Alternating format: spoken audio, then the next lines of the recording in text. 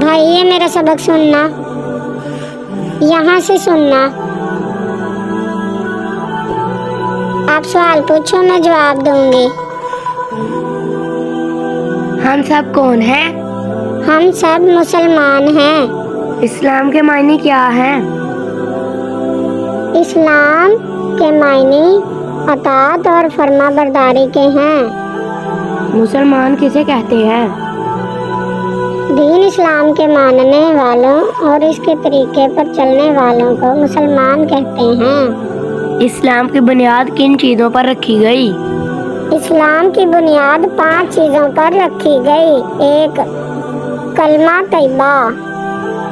2. नमाज कायम करना। 3.